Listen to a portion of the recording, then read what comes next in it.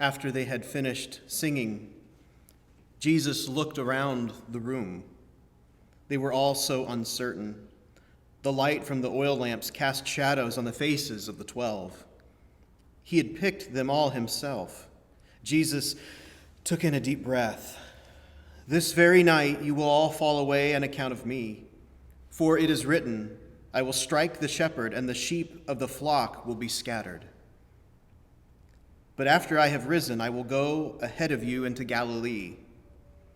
The words hit them firmly, shaking the intimacy of the moment.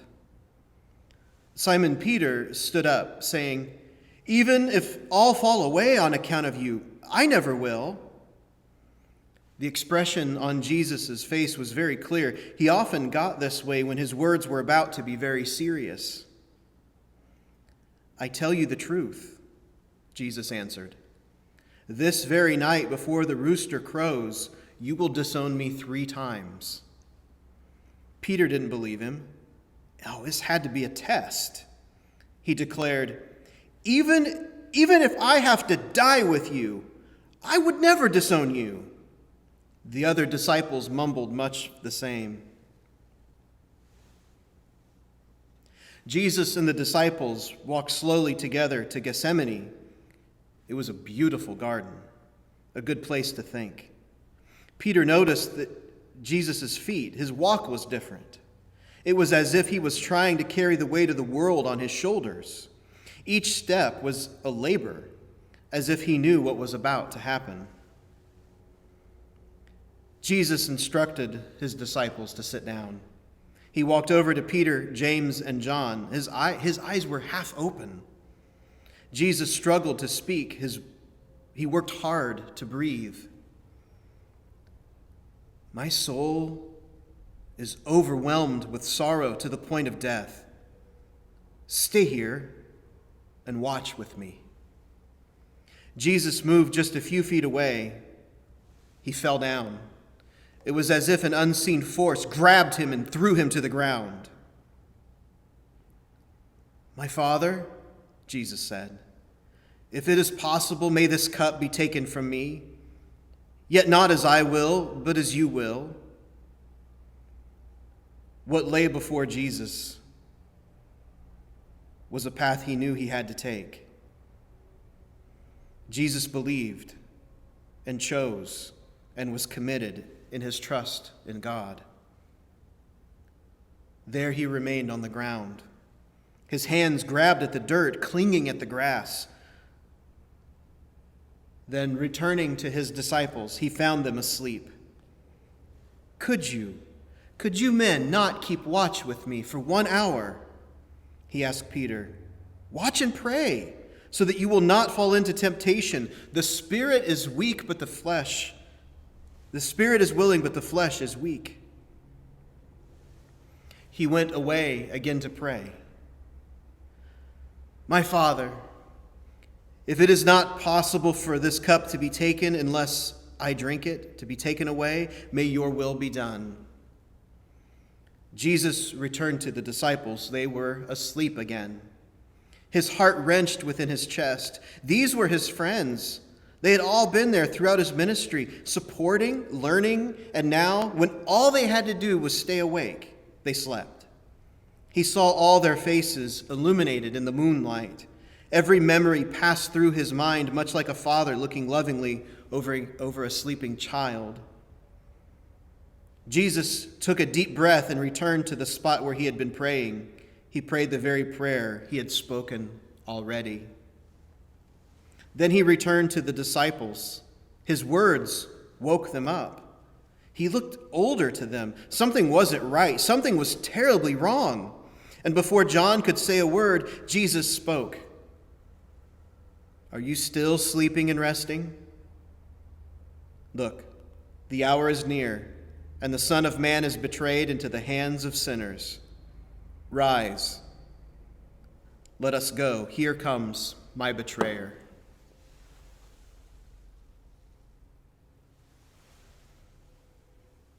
The disciples all stood up. Peter noticed that Jesus had been looking at the entrance to the garden.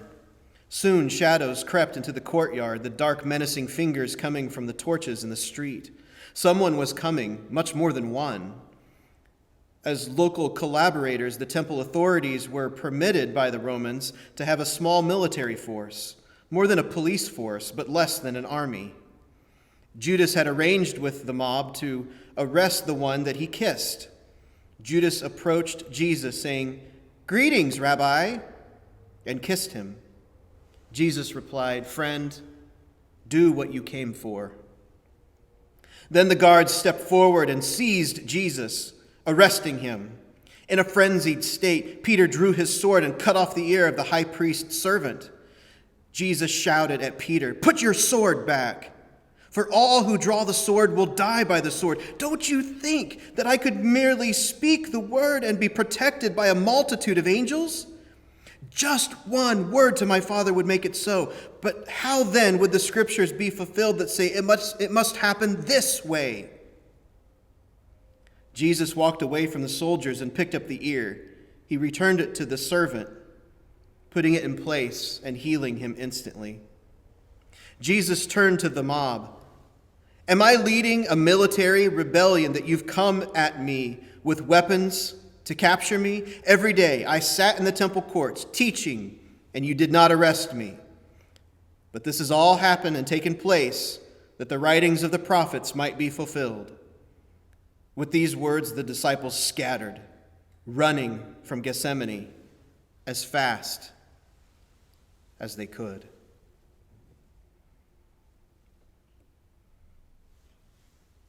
Jesus was taken directly to Caiaphas, the high priest, and the authorities had all gathered. Jesus looked at the faces of those assembled. Their eyes were wide with excitement, unlike the disciples, who could not even stay awake. Peter, though, had followed at a distance to see what was happening. The chief priests were looking for any change. They were looking for any abnormality in the story. They wanted any charge that they could have that would enable them to put Jesus to death.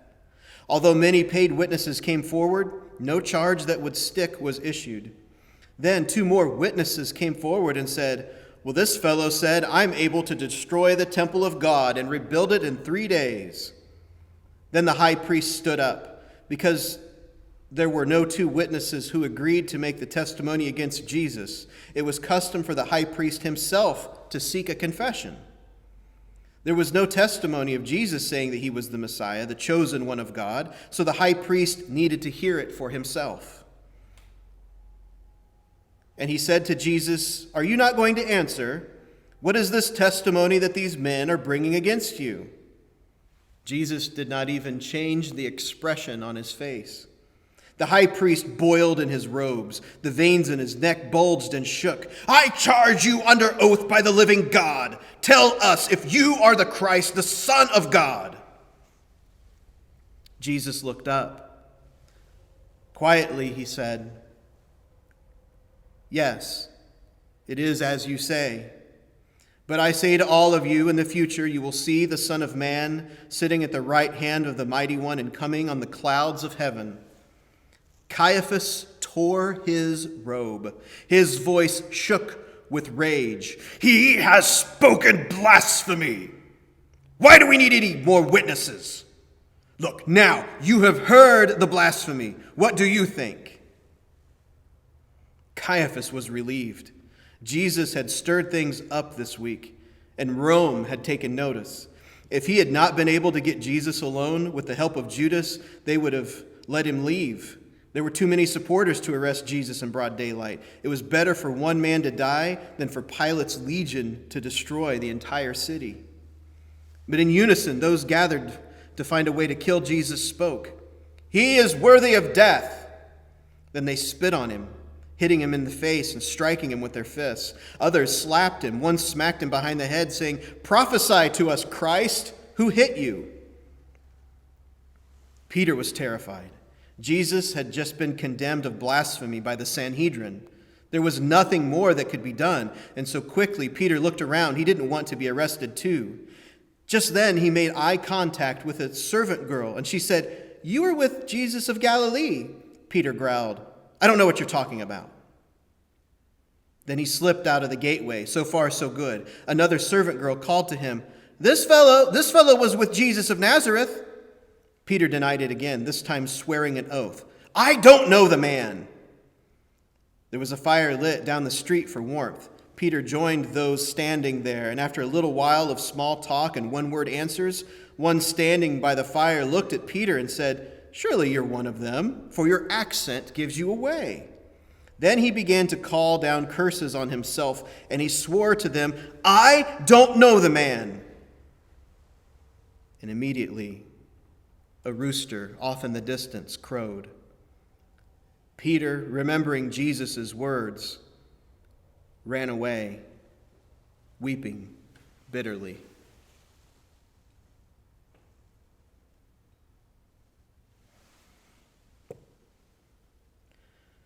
Early in the morning, all the chief priests and elders came to the decision to put Jesus to death. They prepared to send Jesus to Pilate, the local Roman governor, as they themselves could not perform an execution.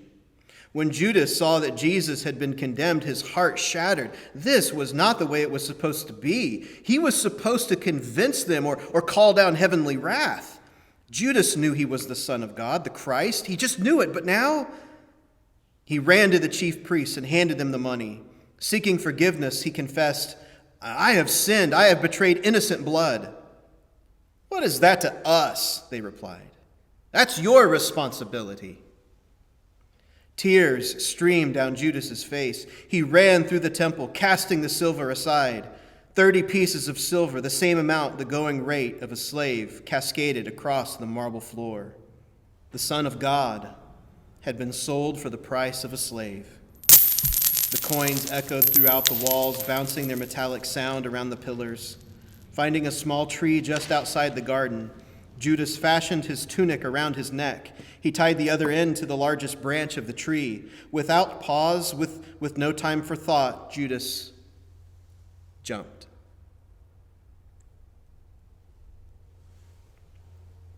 At that time, Jesus was presented before Pilate. Pilate asked Jesus, "Are you the king of the Jews?" Jesus stood before him, a Jewish peasant, already beaten, bloodied, and bound, standing powerless. Jesus responded, "You say so."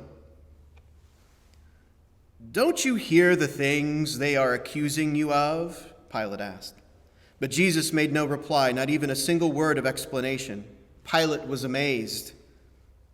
It was the governor's custom to release one prisoner during the feast of the Passover. So when the crowd had gathered, Pilate asked them who they wanted released, Barabbas or Jesus. The crowd within the palace where Pilate stayed had been let in by the authorities. They had been prepped. They were not the same who had followed Jesus a week before and shouted, "Hosanna." No, that crowd would never have been let into the palace in the first place. This was a much smaller group. The other crowd? The authorities feared how they would react to the treatment of Jesus. That's why they arrested him in the middle of the night. Barabbas and Jesus were both revolutionaries. Both defied imperial authority, with Barabbas advocating for violent revolution and Jesus, complete nonviolence. While Pilate was sitting in the judgment seat, his wife approached him, shaken. "What's the matter?" he asked her. "Don't have anything to do with that innocent man, for I have suffered a great deal today in a dream because of him." "Which of the two do you want me to release?" "Barabbas," they answered. "What then should I do with Jesus, who is called the Christ?"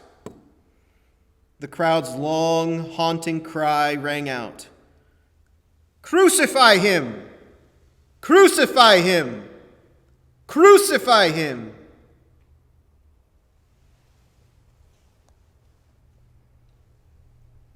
When Pilate saw that he could not change their minds, he brought out a large bowl of water and began washing his hands. "This man's blood is not on my hands. It is your responsibility." The mob responded, "Let his blood be on us and on our children."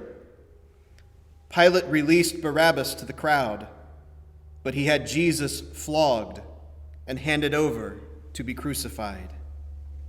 The governor's soldiers took Jesus to a large courtyard called the Praetorium. There, an entire company of soldiers gathered around.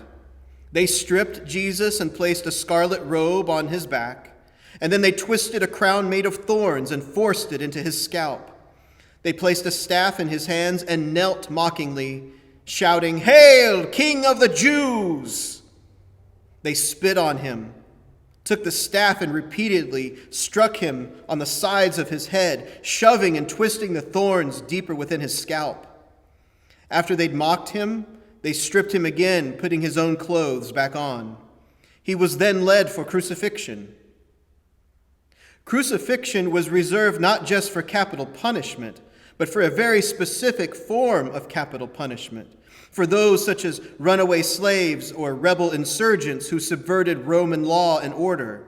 It was always as public as possible to maximize its power as a social deterrent.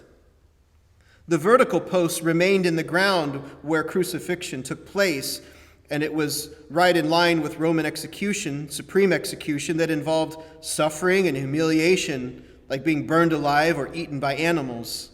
The cross wasn't towering. The victim needed to be high enough to be seen, but low enough that the soldiers could hammer the nails into the frame, and then later so the dogs could reach the carcass.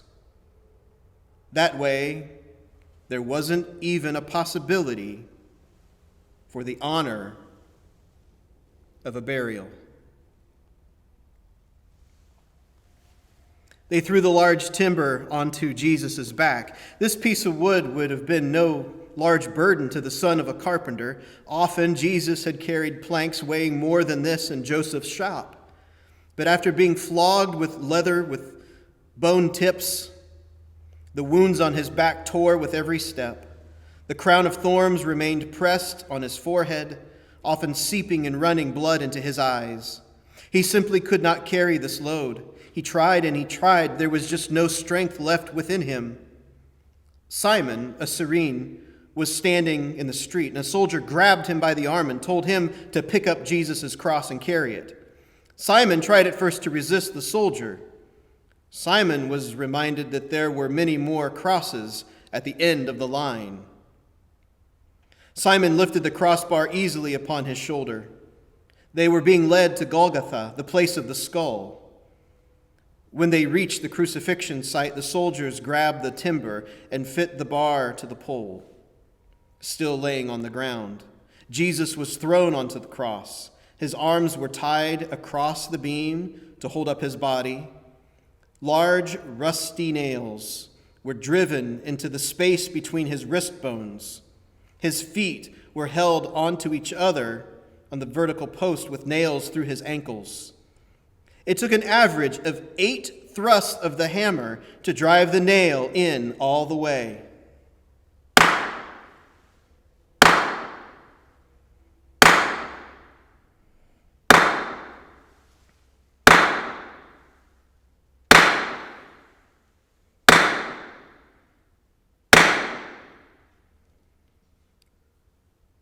There are no words that can express the torture, the brutality of the piercing shards of metal that broke open the arms of the gentle shepherd. One soldier present at the mocking earlier that morning made a small plate. He hammered it onto the top of the cross, and it read, "This is Jesus, King of the Jews." The men crucified to either side of Jesus were bandits, guerrilla fighters or terrorists, freedom fighters. Their presence, a reminder that crucifixion is reserved for those refusing to accept the authority of the Roman Empire. One bandit hurled insults at him, saying, "Save yourself, King of the Jews. Let God save you now." The other one shouted, "Leave him alone. He is innocent. We're paying for our crimes, but this man has done nothing." Then he turned to Jesus and he said, "Jesus, remember me when you enter your kingdom." Jesus slowly leaned his head toward the thief, his his eyes opened, eyes that had not seen kindness in so very long, eyes that had witnessed such cruelty. These eyes now met the eyes of a lowly thief, and Jesus replied to him, "I tell you the truth. Today, you will be with me in paradise."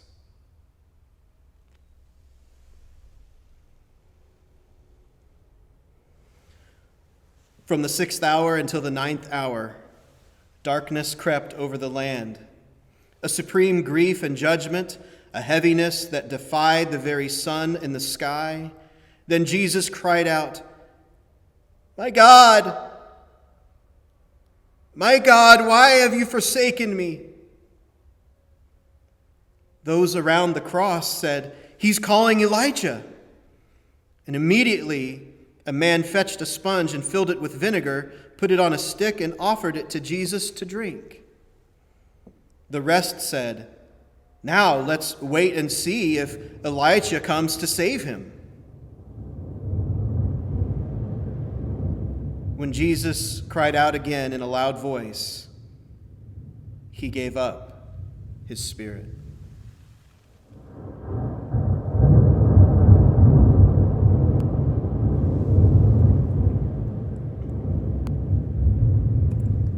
The temple shook under the velvet cloth of darkness. The curtain of the temple was torn in two from top to bottom. The veil separated the Holy of Holies from the rest of the temple sanctuary, the place where God was most present. So sacred was this space that only the high priest could enter, and only on one day a year. The earth shook and rocks split. When the centurion who was guarding Jesus saw the darkness and felt the tremors, this man who had seen so much done to Jesus, so much suffering, his heart shrank with terror. He looked up at the crucified Jesus and said, "Surely he was the Son of God." The Roman emperor was the Son of God. The centurion's proclamation was an observation that the non-violent kingdom of God had risen above the blood-soaked Roman Empire. Jesus was taken down from the cross, and not to offend the Jews. Having a dead body out in the open on Passover would be blasphemy. Joseph of Arimathea had to ask permission to bury Jesus because it was not customary or permitted for a body that had been crucified to be given the honor of a burial. But Pilate gave permission. Was it for all the Jews in the city for Passover seeing one of their own on a cross for Sabbath? Pilate had washed his hands, yet this act was a huge consensus to his Jewish subjects. Or maybe some connection he had felt with Jesus. They laid the body of Jesus of Nazareth on a stone slab within a new tomb. The burial clothes hid much of the bruising and blood stains. Mary and Martha wanted so badly to finish preparing the body for burial, but Passover was coming and was upon them. They would have to come back on Sunday.